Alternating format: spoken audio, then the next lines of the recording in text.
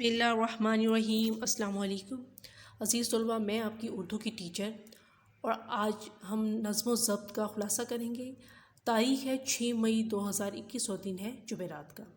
خلاصہ یاد کیجیے اور لکھیے۔ نظم و ضبط عربی زبان کے دو لفظوں نظم اور ضبط کا مجموعہ ہے۔ نظم کے معنی لڑی میں پرونا اور ترتیب دینا، ضبط کے معنی رکاوٹ کے ہیں، یعنی اپنے معمولات میں قانون اور قاعدے کی پابندی کرنے کا نام نظم و ضبط ہے۔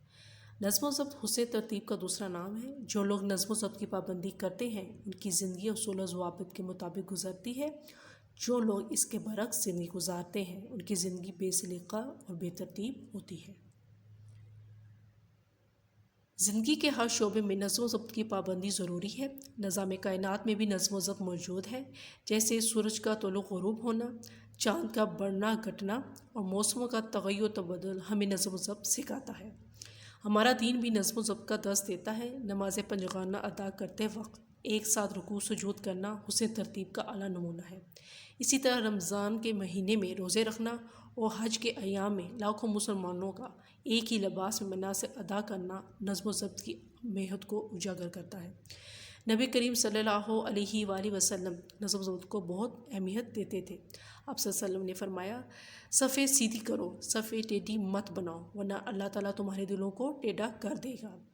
جو طالب علم اپنے روز مرہ کے کام مقررہ اوقات میں کرے گا تو اسے امتحان میں کوئی پریشانی نہیں ہوگی۔ اس کے برعکس اپنے ہر کام میں کاہلی دکھانے والا طالب علم امتحان میں سخت پریشان ہوتا ہے۔ قطار بنانے سے، بد نظمی، بیجا تکرار اور تھکم پیر سے بچا جا سکتا ہے اور کام سکون سے ہو جاتا ہے۔ بڑے لوگوں کی کامیابیوں کا راز بھی نظم و ضبط ہے۔ ہمارے عظیم قائد محمد علی جناح کی زندگی نظم و ضبط کی بہترین مثال ہے۔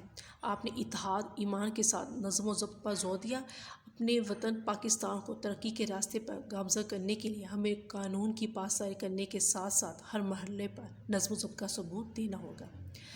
عزیز طلباء، ویڈیو کو دوبارہ دیکھیے اور دی گئی جگہ پر خلاصہ لکھیں۔